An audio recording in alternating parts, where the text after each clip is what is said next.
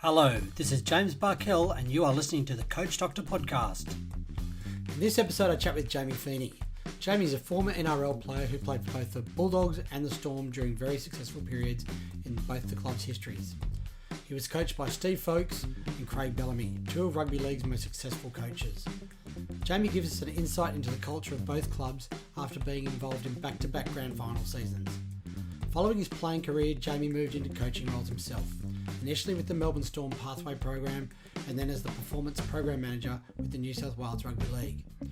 More recently, Jamie coached the Australian Women's Rugby League team, the Jillaroos, and the Roosters NRLW side. Jamie is now based on the Gold Coast, working with the Gold Coast Titans NRLW side. I hope you enjoy the chat with Jamie Feeney. Hello, mate. How are you? Yeah, good, mate. How are you going? All right?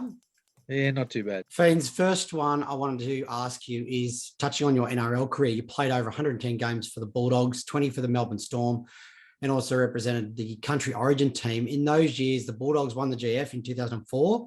Yep. Melbourne played against Brisbane in 2006 in the GF, losing unfortunately, but in that same season, setting a record and winning 20 games from 20 from 24 games in the regular season.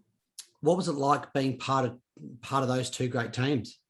Yeah, Jimmy, they're actually two different.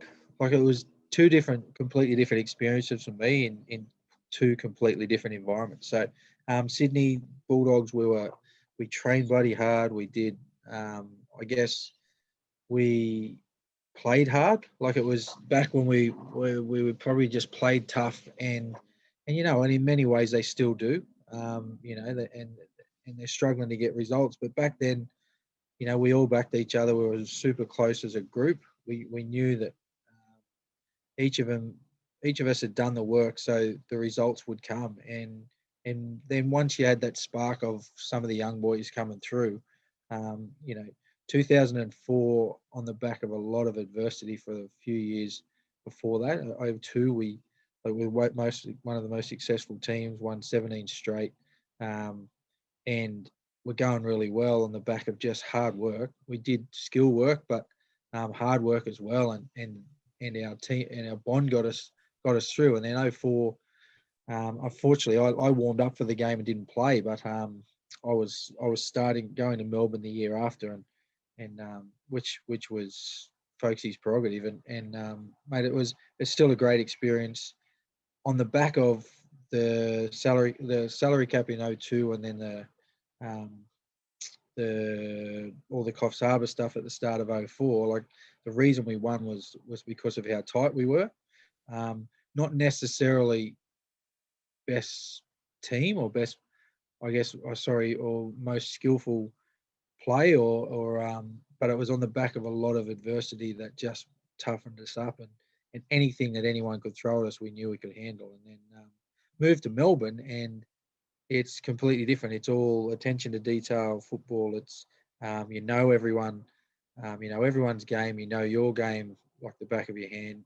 You've got, the opposition, the only time they could, you practice things enough times that the only times they could affect you is if they throw something new at you that you hadn't seen before, because you've done all the preparation and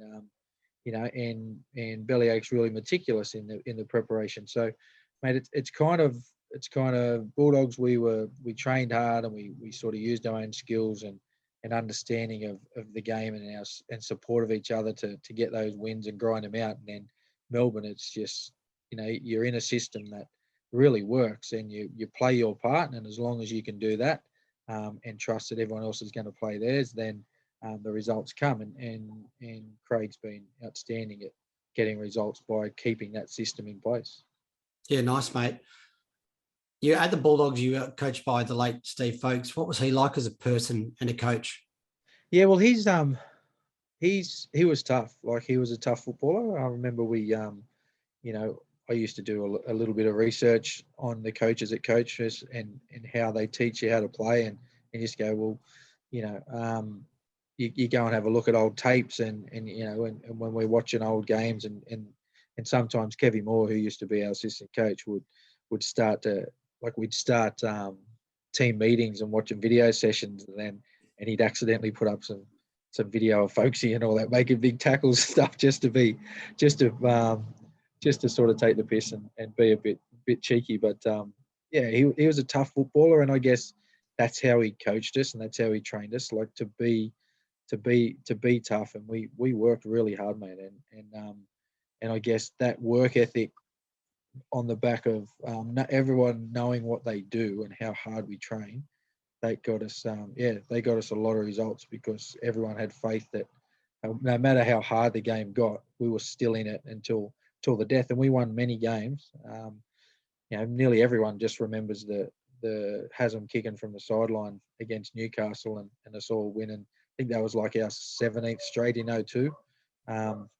Before it looked like we were going to get beat, but we just, in the second half, I think we scored, nearly 20 odd unanswered points and come back to win games. And that's how we played all the time. We were never flustered if we started bad or anything, because we knew we had it in us to go for the whole 80 minutes. And I think Folksy taught us that. That's how he played, and that's how he coached us well. And the results came from that. Yeah, I remember stories, and you can confirm or deny these ones, that Folksy used to get out and do some of the fitness with the players and just smash the players half the time.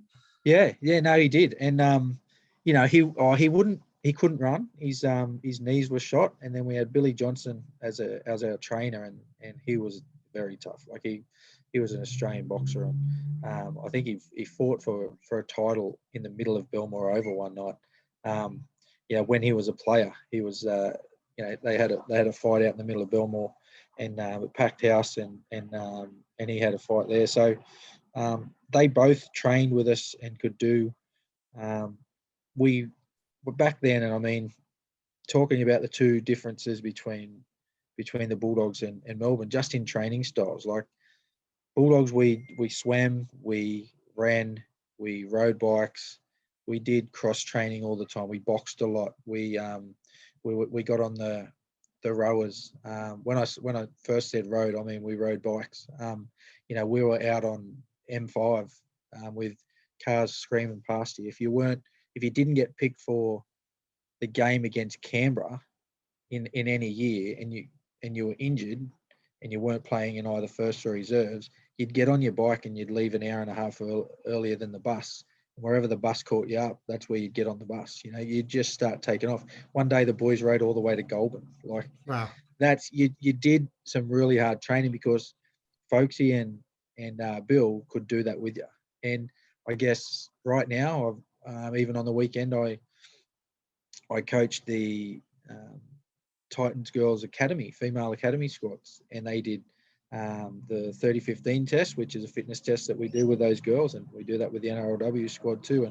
And I jumped into that because what I learned from Folksy is that if he's going to ask you to do something, he's going to do it with you. You can't complain if your coach is doing it. And, I don't know how old he was when he was coaching us, but he was at least 20 odd years older than us. And he would say, righto, we're going to ride to Goulburn, or we're going to do 60 Ks, or we're going to ride Waterfall National Park.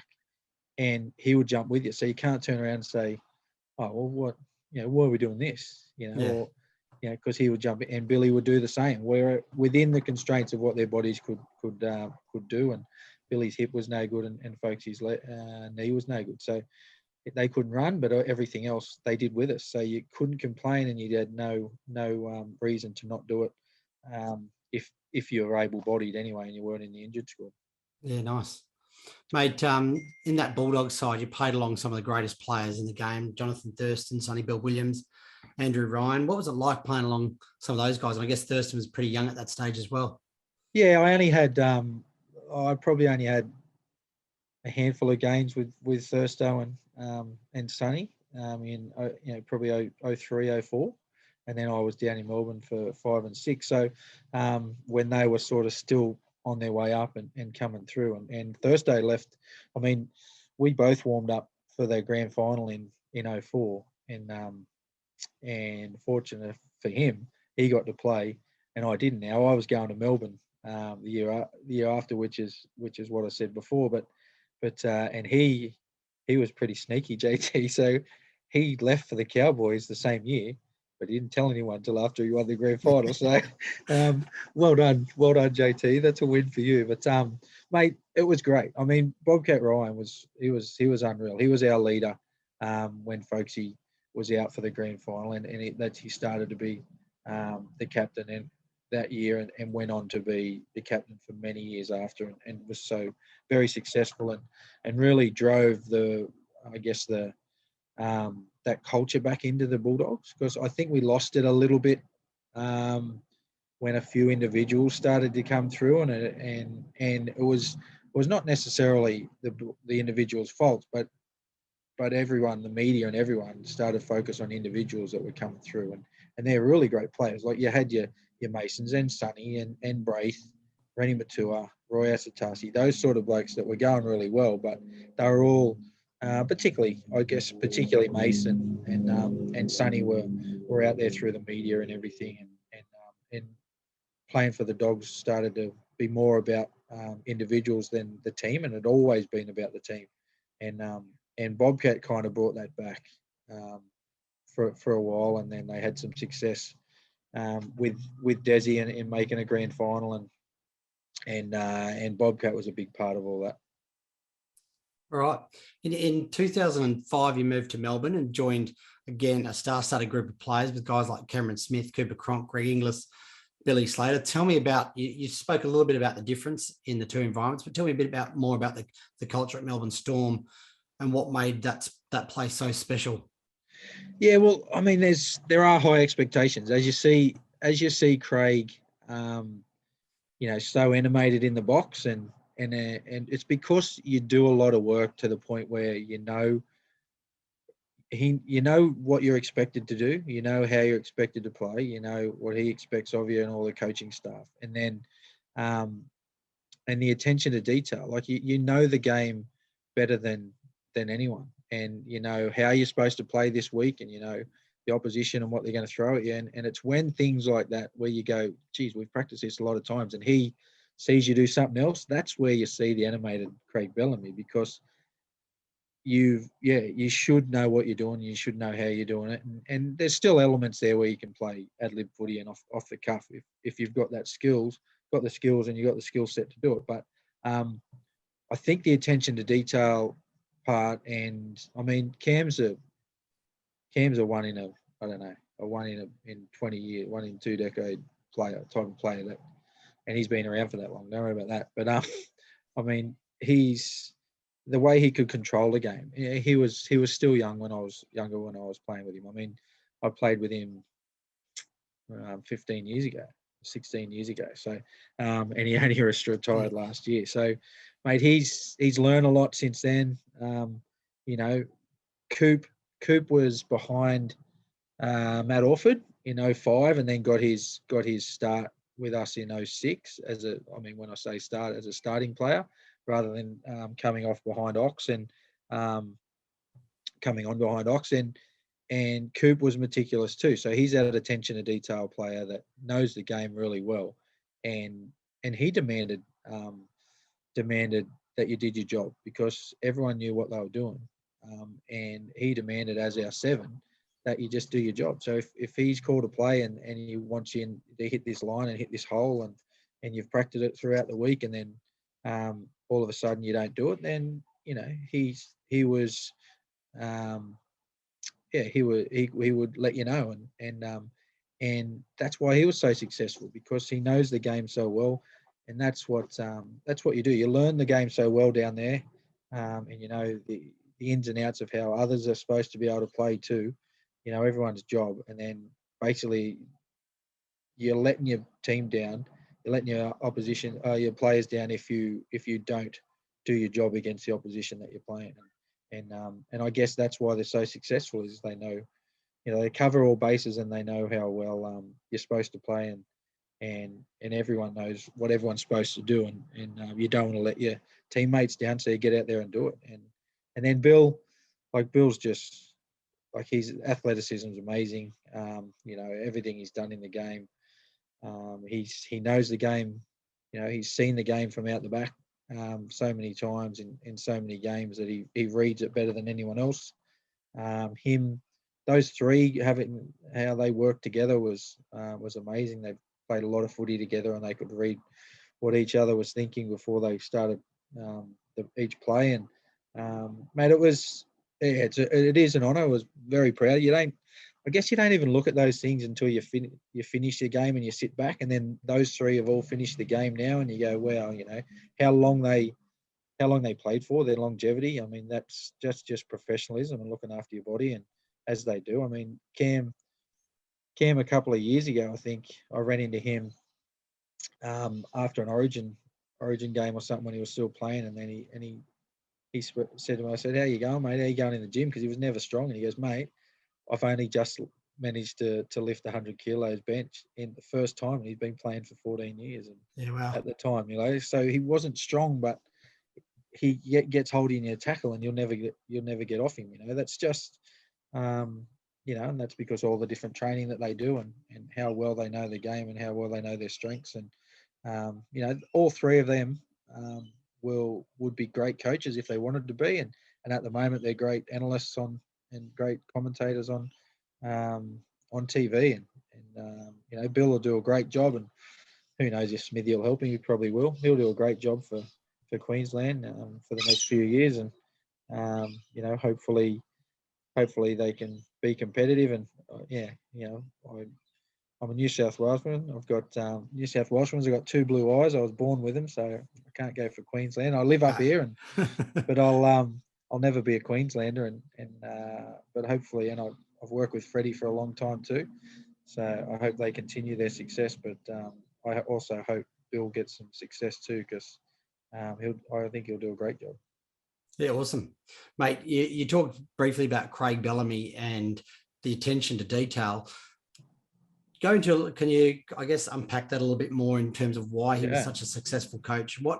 How much time did he spend on that detail compared to, say, maybe what you did at the Bulldogs or what you've done in previous teams? Yeah, I think, mate, it's a different environment down there. So if you've ever spent a lot of time in Melbourne Storm don't get mentioned on TV really. You open up the last 10 pages of any paper that's down there, and it's all AFL. So people can be like, the players and all that can be anonymous down there, as compared to, say, New South Wales or around Sydney, where rugby league, like, we think rugby league fans are fanatical up here, and that they know a lot of players, and it'd be hard for well-known players to go down and go shopping and all that. But down in Melbourne, the AFL players, like, they have 40 player lists. Well, everyone down there knows the 40th player.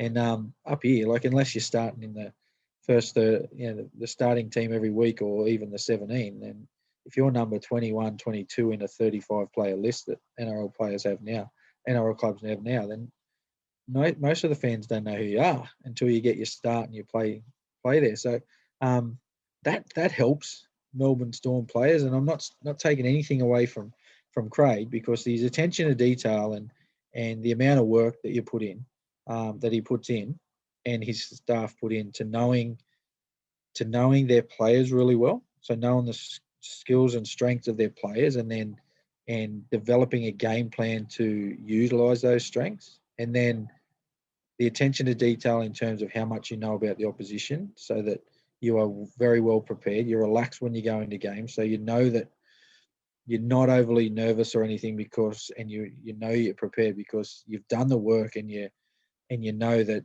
the only time they're going to shock you is if they throw something at you that you've never seen before. And in our game of that's turned into a lot of structure and that now, there's not a lot of times where I think any Melbourne Storm team is going to be shocked by anything that someone throws at them. And the reason why I want to try to connect the anonymity of living in Melbourne and the attention to detail is because you've got no family down there. So it's not like, well, your family is the club and everyone else. So Aaron Heremira, I think that's how he's the only Melbourne-based player on their list that is born and bred in Melbourne and come through their system in the Victorian, the VRL system. And everyone else has moved down there and away from family and all that. So you spend probably longer days at training and longer days at the club so that you're not at home alone by yourself, or you're not out with the opportunity as a young fella to go and do anything silly with your mates. And so you'd probably have longer days. And I think that was what I kind of learnt in the transition from the Bulldogs to the Storm, is that it kind of, when I first started in 99, when I first debuted and then went full-time at the end of 99, it was kind of a hobby that we got paid well for. Like it was, it was, you'd go to training a couple of times during the week, a couple of times during the day, but you do your field and then you do your gym, but you'd have a lot of downtime in between and all that. And then by the time I went down to Melbourne and you go through, you go through your video sessions and you go through your prehab exercises and you go through your stretching and all your physios and all that sort of stuff. By the end of that, it probably ended up feeling like a job. Like you'd go to work and then you'd come home and work was over for the day, and then you'd be a dad or a partner or whatever it was, and or just a young bloke that could still go out and have a good feed and have a couple of beers on a Tuesday night to relax, and no one was there taking a photo of you because of the fact that it's Melbourne and no one really knew who you were. So there's a sprinkle of all of that, but Craig Bellamy, that's the reason why I do so much work now in my coaching, to make sure that my players are, know as much about the opposition, but also about themselves and our game plan as we can, is so that they can go into a game and it could be a test match for Australia, knowing what's on the line, but still being comfortable, that know that they've prepared as best they can and feeling relaxed as they can to take the field without all the extra pressures that I guess a lack of preparation can throw at you. Yeah, nice one. Mate, after you finished playing, you moved into the coaching, initially with the Melbourne Storm and then later as a performance program manager with the New South Wales Rugby League. Tell me a little bit about this transition initially, and did you use a lot of what you learnt from Folksy and Craig Bellamy initially in your own coaching, or did you formulate your own style?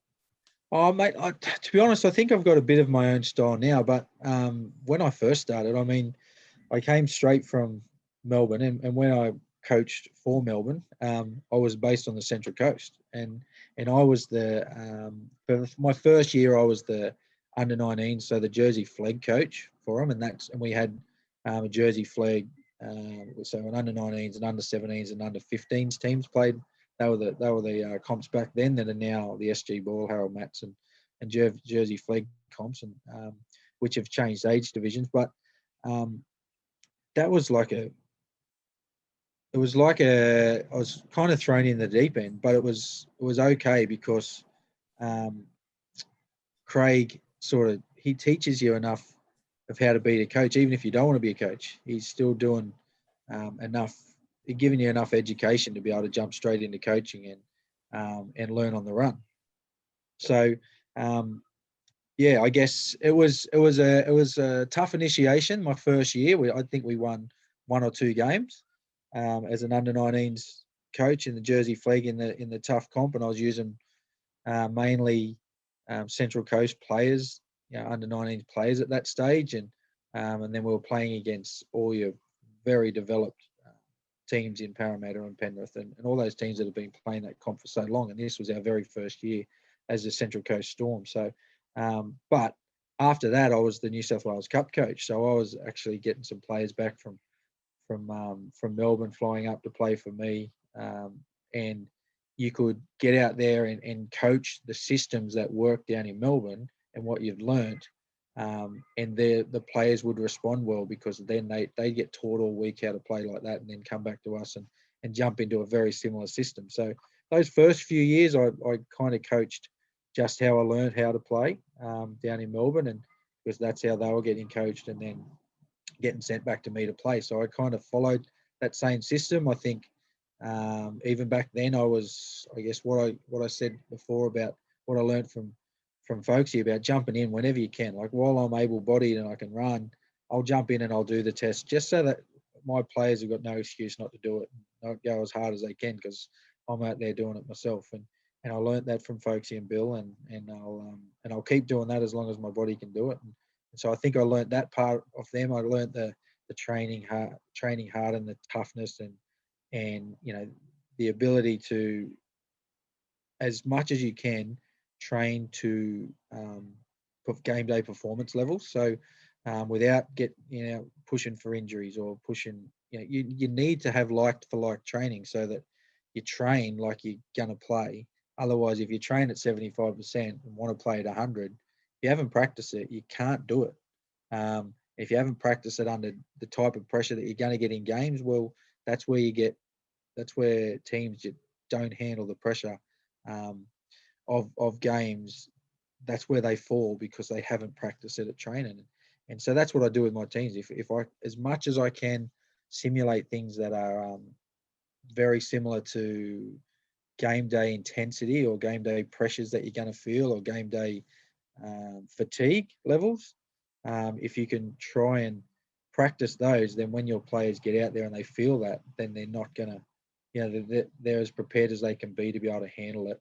And they're not going to get overawed by it. And I think I learned that through both coaches, but and I think I've molded that now and taken the tough edge that I got taught at Bulldogs, and not that it wasn't there at the Storm because we trained hard too, but the tough edge of both of them into how I coach now, and I have a really good mix, I guess, because I'm in the women's game now, and I don't tend to coach too many male teams. There's a really good mix between attention to detail that you need, especially for the players that aren't as developed or experienced, or just the young ones coming through that are new to a open age system, especially at the NRLW level.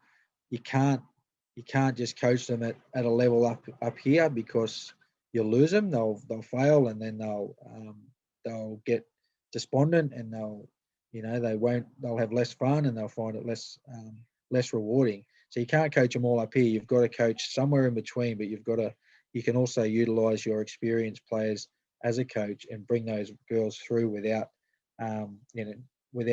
you having to actually do it all yourself. And I think developing the cultures developing the right culture of any team that I've coached is because my top players and the experienced players also have that attention to detail. They know what's supposed to be done, even though they don't have to actively think about it all the time, and it's natural to them. It doesn't come natural to those young ones. And I think now I've sort of molded what I've learned from both of those and got my own style where my players can actually be coaches. My elite players can be coaches of the younger ones coming through, and because they know that the detail that they're missing, or they know the skill acquisition area that they're failing in, and they can coach them themselves. So I think I've got a good mix now after however many years I've been coaching for. So you briefly touched on your most recent coaching roles with the women's game. In 2017, you started coaching women's rugby league, and you held a position with the Jillaroos, the Australian team, and then you moved into the Roosters NRLW, and now with the Gold Coast Titans. Was the transition from the men's game to the women's game difficult, and what were some of the challenges and I guess some of the really enjoyable aspects of coaching going from men to the women's game? Yeah, well, to be honest with you, the personalities are completely different. I think take away from footy, I think male and female personalities are completely different anyway. But it's funny because of coaching at the same time. So 2015 was actually my first, when I was at New South Wales, was the first time I've ever seen a women's rugby league game. Even though at that time when we were playing, and it was an origin, they called them interstate challenges back then, but it was the same thing. It was New South Wales, Queensland. So it's just that they've got origin title now, but they'd been playing them for 16 years, and I didn't know.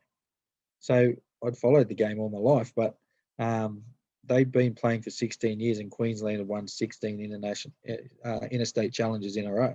They'd won every year for 16 years. And then when I jumped in and got that job at New South Wales Rugby League that you were saying, that's the first time I've even seen a women's rugby league game. And then fast forward 2 years later, we won, or in 2016 we won. The New South Wales won their very first interstate challenge, and then and Brad Donald was the coach of the Queensland side at the time when we beat them, and then he got working for the NRL. He was already working for the NRL, and he got offered the Australian job and asked me if I'd like to be an assistant. I was a program manager at New South Wales Rugby League, but I'd assist all the 16s, 18s, and 20s boys Origin teams as an assistant coach and trainer and water runner and message runner and all this, and then did it for the women's team as well. And he asked me if I'd be interested in coming on board because we both worked in the game anyway in a full-time capacity, and it was an easy transition. I knew all the New South Wales girls, he knew the Queensland girls well, and then he asked me to do that. And fast forward to a year later, and we're out. We're standing in the middle of Suncorp holding the World Cup up, and so it was a really fast transition. I think in that first year Brad had about 3 years experience of coaching women, and again I'd had 2015, but only one Origin game in 2015, one Origin game in 2016, and hadn't really coached any teams myself. And then I think with that World Cup, we sort of learned a lot of the differences in knowledge, understanding, how you can communicate completely differently, and then starting full time in 2017 with 2018 with the NRL in a female pathways development space, then and just focusing on female only, you start to understand the complete differences. I mean, and I'll go back to the personality differences. If I walked in and said at halftime to a boys team or a male team, boys, we really need to work on our defence. Our defence in that first half was terrible. Then majority of the boys would look at me and say, well, he's not talking about me. He must be talking about you. And look at the bloke next door. And then, but if you say that to a girls team, girls, we really need to fix our defence. All right, our defence in that first half was terrible. They would all go, oh, he's talking to me. All right, and then come up and ask you, oh, what can I do to fix my defence? Even though it was our team structures that, So it's the communication thing is different. Like there's the boys tend to have egos. They've been playing their game all their life, where girls are still learning and they still love to learn. We've got Australian players that just thrive on asking questions and want to learn how to play better football. And from my experience, a lot of the boys have been taught since they were 5 or 6 and have got their techniques and their skills and all that and have a certain way to play that they don't tend to ask for a lot of questions, and they don't want to. They don't want as much feedback, and I think it changes a bit. Again, I'm being fairly general, but from my perspective and my experience, then the two personalities are different. The way you can coach them is different. I think the grounding that I got in that attention to detail, that Craig, developed in me, and then and also that my dad and any of my coaches when I was junior developed in me, is that the knowledge of how to do a basic skill properly. Because in any one team, and if I fast forward to the 2020 or the first season of NRLW in 2022 that we're going to have, which is like the 2021 season, I'm going to be coaching girls that have been in the game for only a couple of years, and I'm going to be coaching girls that have been in the game for 13, 14, 15 years.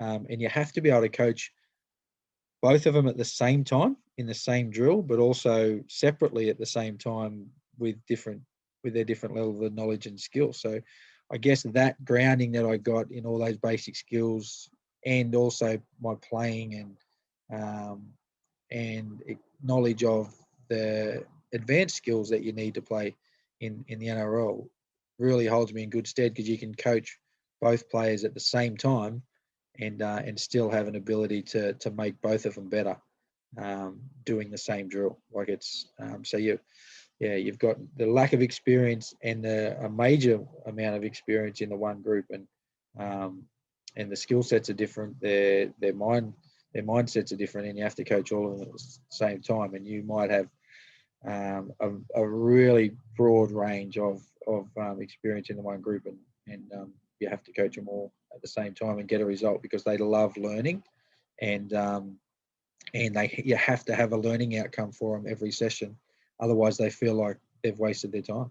Look, I've had a little bit of experience coaching women as well, and I'd have to agree with you 100%, especially around the feedback and the questions. I mean, the one thing that I really noticed to be different coaching men and women was, like you said, the men's egos. You know, sometimes they don't want to learn new things or be told something different than what they've been brought up on. But then with the women, it was like a lot of questions. Am I doing this right? Can you give me feedback on this? And they were like sponges, just wanting to learn from me. So yeah, mate, that's great. Some great information that you've just given us. In 2020, I'm pretty sure it was 2020 when you coached the Roosters NRLW side. It was. That was the year I think COVID first hit, and quite a few of the rugby sevens girls, the Olympians that had won the gold medal a couple of years previous, ended up playing in the NRLW. Girls like Charlotte Caslick were playing for the Roosters. Yep. How did you find they went playing in like rugby league? And do you think that's something that I guess could happen in the future? A little bit more crossover between those, I guess, professional women's players. Yeah, sure. I mean, I would have loved to have a little bit more time with those girls in preparation for that season. I think it would have been.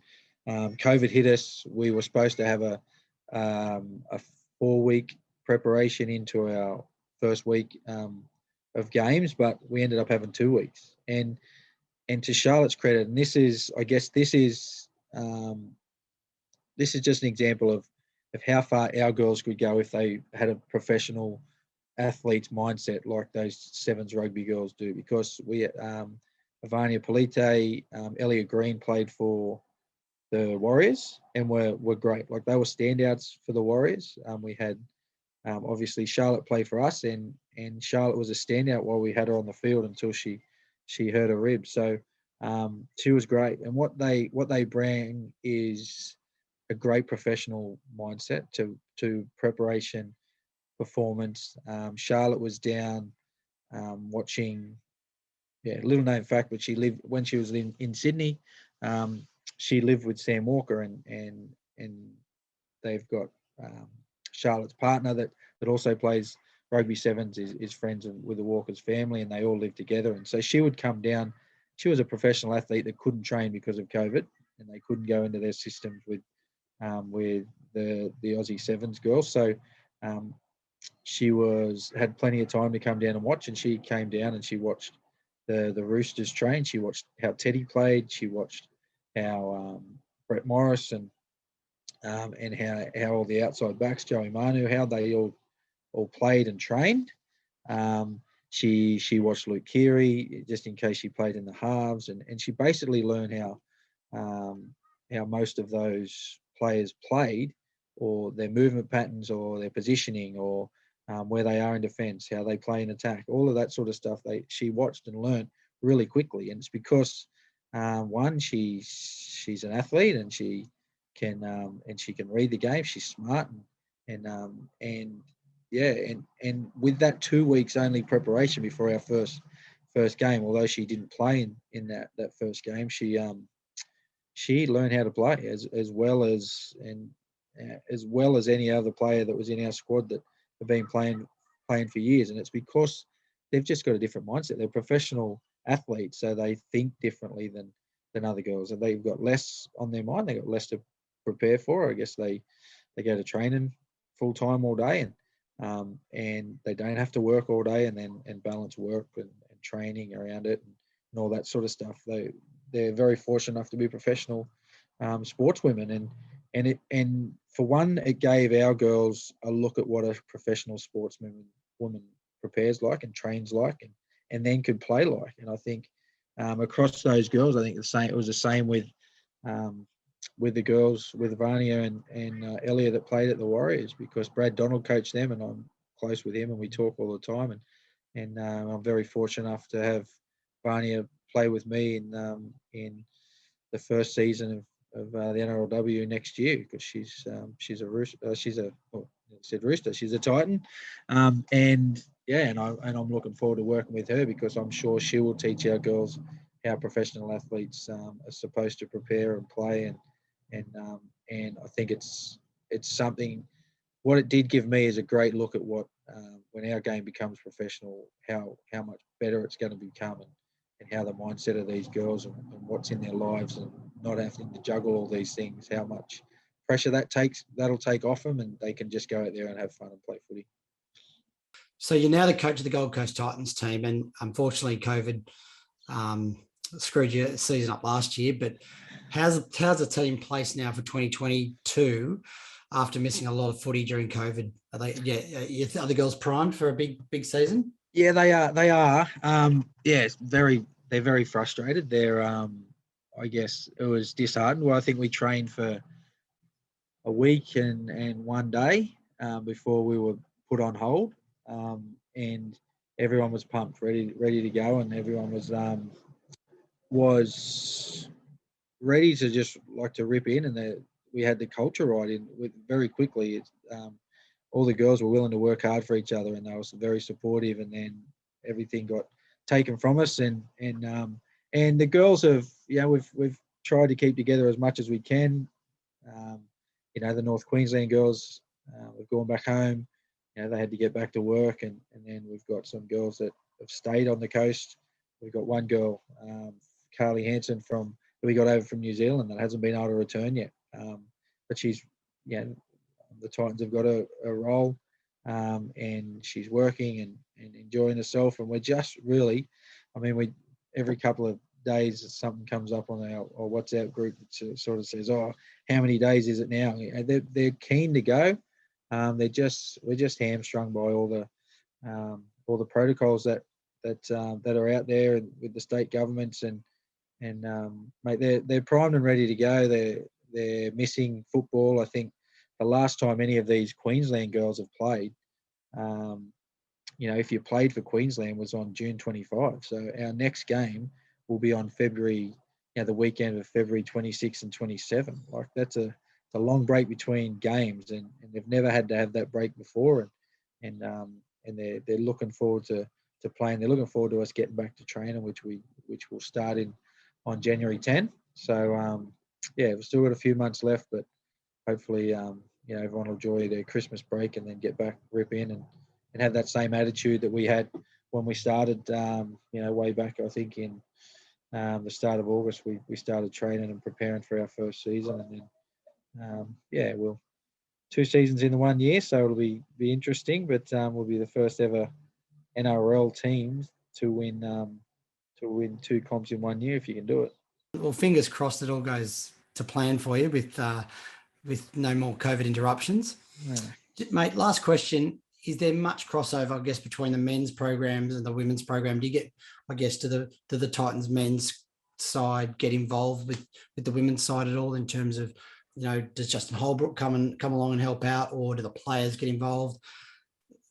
They're very supportive. But because we were training, we were starting to train and we're starting to prepare and everything when they were in, I think it's stage 4. They were in stage 4 lockdown, and they couldn't, we couldn't even use the facilities that we'd planned on using in there. We couldn't go into their training room or even to the office space because they were all locked up. So we couldn't use their physio and rehab facilities or anything like that. And we couldn't use their field because it was all locked, and they were all locked away. So they're very supportive.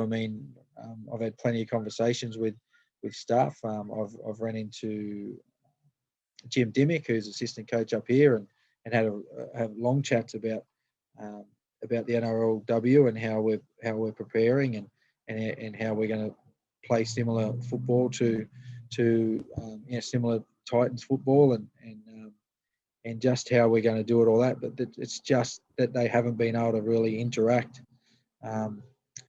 We were looking, I think the first time we were looking to really interact with each other was the Titans presentation night, which was booked for the Thursday night, I think, in second week of the semi-finals in the NRL, and because I think it was the first week, and because they made it into the finals, they were in lockdown. So we were at their presentation night to be presented to the crowd and everything, but the boys were on video links in to receive their awards and everything.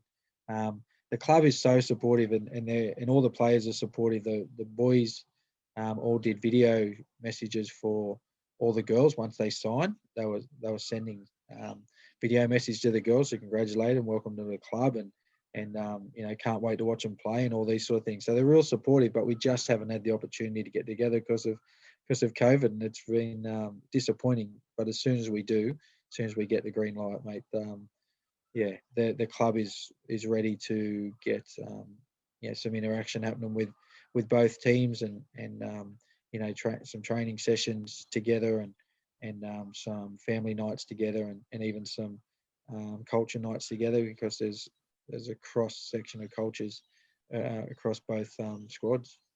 Yeah, awesome, mate. That sounds really cool. I guess just going back, you mentioned Jimmy Dimmick. His daughter Tegan was a very good sevens player. I don't know if she's still kicking around playing any footy, but she could be a handy acquisition for you guys one day. Yeah, she is, mate. She's playing down in Sydney. She's been playing with the Cronulla Sharks girls. And She's been down there, and I think she was snapped up by maybe Parramatta or the Dragons for the NRLW. So she lives down in Sydney, and Jim lives up here with a few of his other kids. And mate, we missed out on her. I did inquire, but I said, Jimmy, got any room for her to come back up here? And he said, she's already gone, mate. So that's all right. That's all right. You can't have all of them. Too bad. Too bad. If we get some success, she might want to come home. Yeah, definitely. Jamie, mate, thanks so much for your time today. I've taken up about an hour of your time, and I know you're a busy man with lots on with work and coaching. So always got time for an ACP alumni like you, mate. It's been a long time since we've been in the uni classroom, mate. But it's good to chat to you. I love what you're doing, and mate, anytime I can give you a hand, can't wait. No, beautiful, mate. Thank you so much, and all the best for the season ahead. I hope you guys bring home the title, even over my beloved Roosters. I hope you guys do really well. Yeah, appreciate it, Jim. Cheers. Cheers, mate. Take care, all right? You too. Thanks for listening to this episode of the Coach Doctor podcast. Some key takeaways from this conversation for me were that there is no one best coaching style. Different coaching styles bring different positives. The hard-working style of Steve Folkes compared to the detailed style of Craig Bellamy both brought success to their respective teams. It's about choosing the style that works best for you and the team around you. Jamie talked about the communication differences from working with both men's and women's teams and identified variations in communication styles between the two. He also identified the importance of being able to differentiate coaching players both new to the game and players who have been playing for over 10 to 15 years while still coaching the team as a whole. Thanks for listening, and hope to have you back soon.